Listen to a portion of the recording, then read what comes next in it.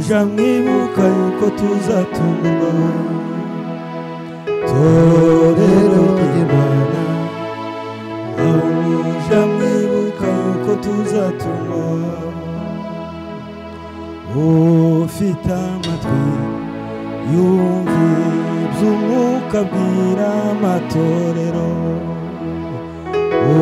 ufite amatwi yumva iby'umwuka abwira amatorero tuzamubane cyubahiro amen haleluya Bwana asifiwe sana asifiwe sana iki gitondo natekereje ko tuganira ijambo rivuga ngo ijisho ry'umuntu w'imbere Bwana asifiwe Bwana asifiwe ijisho ry'umuntu w'imbere nukuvuga ngo umuntu w'inyuma agira amaso kandi azabona hakaba n'igihe amaso apfa iyo umuntu w'inyuma amaso yapfuye nico gihe abantu bazamurandata ntazabasha kubona ikinogo kiri imbere yiwe ntanabasha kubona wenda ikirimbu gishobora kuba kiri imbere yiwe kubera ko amaso amuyobora aba yapfuye amaso niyo bamwereka akamwereka ikintu cyiza abamwereka ngo ahantu ugomba kuhaca akanamwereka aho agomba guca akamubwira ngo kino ni kibi iki nacyo ni cyiza akamubwira ngo iki ngiki ntugikoreho iki ngiki ugikoreho iki ntugikoreho waba ari umutego waba ari umuriro kubera ko afite amaso amubonera ariko iyo adafite amaso haleluya ntazabasha kumenya hari umwobo ntazabasha kumenya hari umuriro wakura yokoraho ukamuhukana ntazabasha no kumenya ahari umutego n'umuntu nawe w'imbere niko ameze umuntu w'imbere iyo yapfuye amaso yiwe ntazabasha kumenya ngo ahangaha hari umutego satani yinitse ntazabona afite amaso ariko ntabona tuzamure Imana icyubahiro Bwana asifiwe sana afite amaso y'umuntu w'inyuma ariko aya maso y'umuntu w'inyuma ntazabasha kumenya imitego ya satani aya ngaya arashobora kumenya imitego y'isi arashobora kubona ino myobo yindi ariko imyobo satani yimze kugira ngo tuyirwemo yacukuye ku bwacu umuntu udafite amaso y'umuntu w'indani w'imbere ntazayabona haleluya ntazabona amasinga satani yinitse kugira ngo aduhukane hari amasinga satani yinitse aza yicara dushabukana buri gihe amasirikwi akaba nicyo gituma mubona imiryango imwe itandukana umugabo atandukana n'umugore n'amasirikwi aba yarinitswe na satani ikayinika mu rugo wawe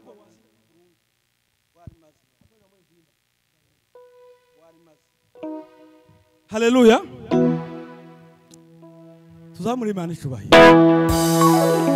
Bwana asifiwe sana bela rasoveria iyo satani yinitse imitego mu ngo abantu bazavugana ntibumvikane iyo yinitse imitego matorero abantu badafite amaso y'umuntu w'indani ngo babashe kumenya aho satani yinikiye imitego wenda bayihutse itarahuka nico gihe abantu bazavugana mu itorero bavugana iterambere ntibumvikane mu rugo abantu bavugana ntibumvikane nukubera ko amaso y'umuntu w'indani w'imbere aba yarafuye ntibabashe kubona aho satani yinitse imitego abantu bakagwa mu myobo abantu bakagwa ku birimbu kubera ko batabona ariko muri iki gitondo mureke dusanga Imana iduhumura amaso y'umuntu w'imbere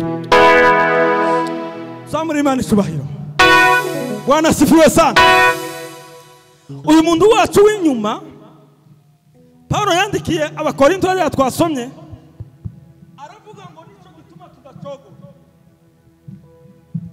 haleluya nico gituma ngo tudacogora naho ngo umuntu wacu w'inyuma ngo saza zamuri Imana icyubahiro Bwana asifiwe Paulo yari atangiye gusaza umuntu w'inyuma yari yatangiye gusaza ariko aravuga ngo nico kiza gituma umuntu andacogora ngo habe niyo uno muntu wanje w'inyuma yasaza ariko ngo uw'imbere aza ahora ari umusore ahora ari umusha ahinduka mushasha nguko bwije nuko bukeye zamure Imana icyubahiro haleluya naho naho nasaza amenyo yose agashira sinabura kuvuga ngo Yesu agusaba ngo nsazire muri wewe ore nitwe umusaza wawe naho nasaza amenyo yose agashira sinabura kuvuga ngo Yesu agusaba ngo nsazire muri wewe ore nitwe umusaza wawe ngo tuzahura twese uko turi utegereje ko bisohoye nibwo tuzicara maze turuke turirimbe Hosiyana tuzamure Imana ishubahiro. Haleluya haleluya.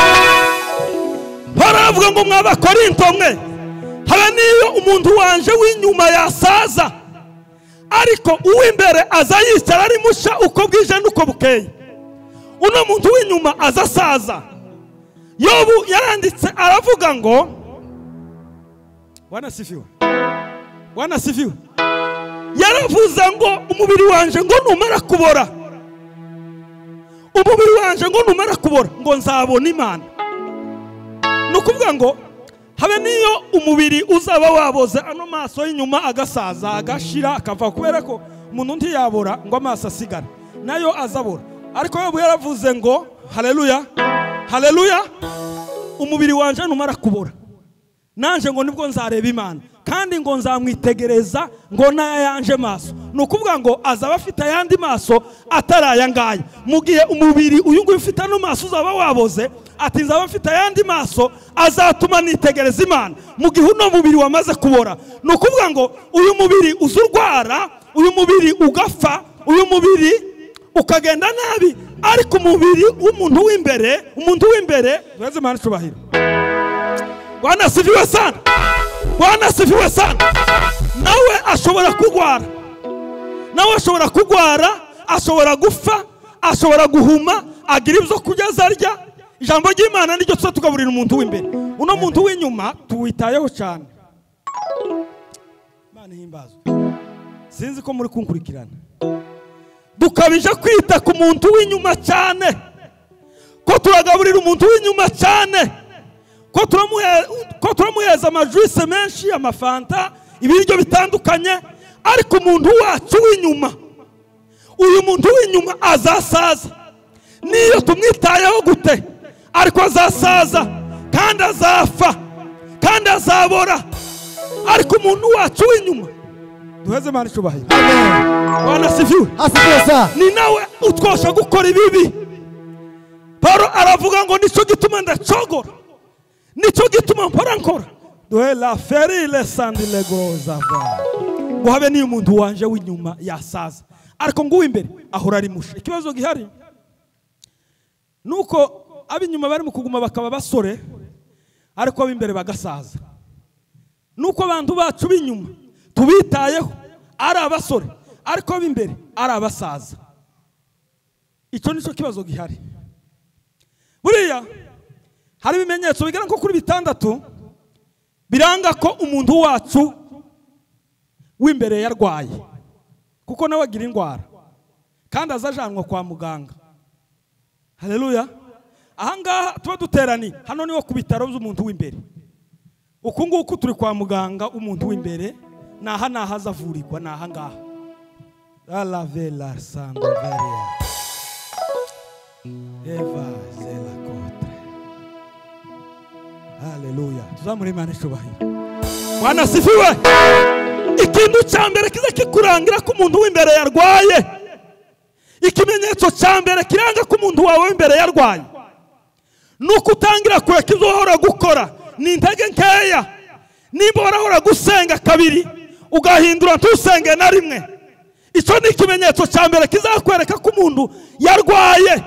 Nimba uri umupasiteri utunze abakristo ariko ukabona ntagisenga niyinga sigaye asenga bukeya ndetse n'indi minsi y'imibyizi ntasenga ntaterana uzomenye ko umuntu yafashwe uzomenye ko umuntu arwaye. Icyo ni ikimenyetso kirangira ko umuntu yarwaye umuntu w'imbere yarwaye. Haleluya.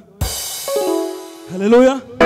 nawe nimba wumva ugifite, nimba wumva warahindutse, nimba wumva wahora gusenga nka gatatu ariko ukaba uri kuri rimwe, cyangwa wenda n'iryo rimwe rikaba ryarashize, uzoze tugusengere. Cyangwa nawe uzisengera, uzasenga Imana, ubwira Imana ngo Mana nararwaye, umuntu wanje w'imbere yararwaye, yatangiye kugira intege nke. Kubera ko umurwayi ikintu cyambere kiza kimuranga, indembe kiza kiranga umurwayi cyambere ni intege nkeya. Azatangira kunanirwa no kugenda, ibyo yahoraga akora akabinanirwa, ibintu byose ukabona wanamureba gusa no mu maso gusa ukaba wamwibwira ukavuga ngo no muntu yarwaye uko biri kose, habe no kwicara akananirwa. Wamubwira ati bangutwara imodokari akananirwa kwitwara kubera ko yarwaye. Umuntu w'imbere nawe iyo yarwaye aza dushiramo intege nke zo mu mwuka. Haleluya.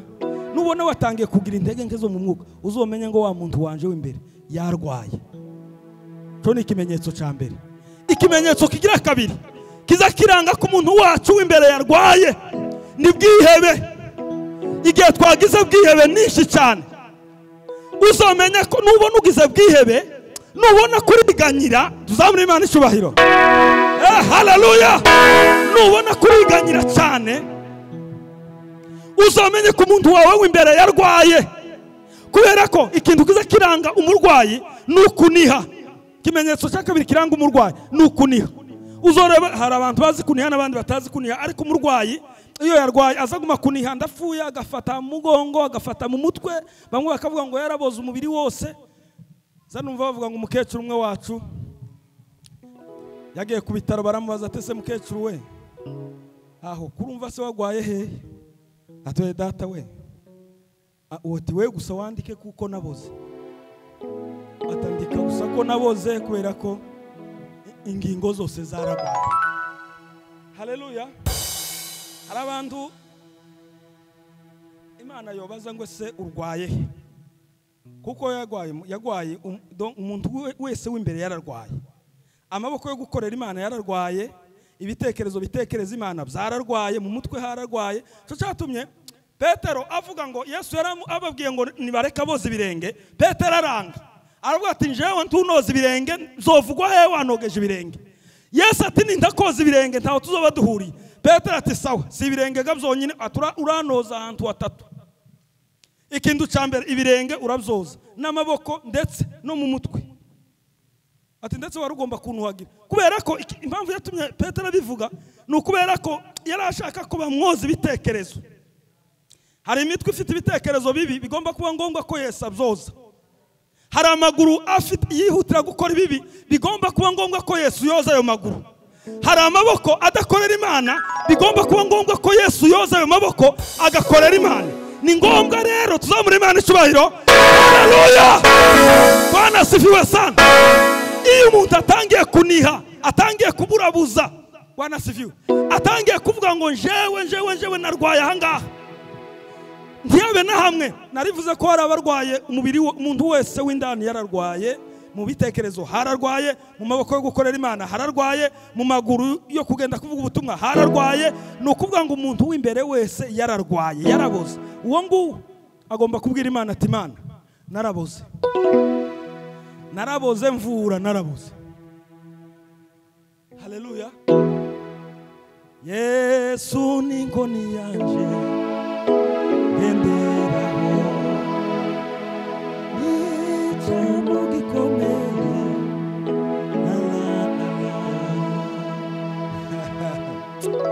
haru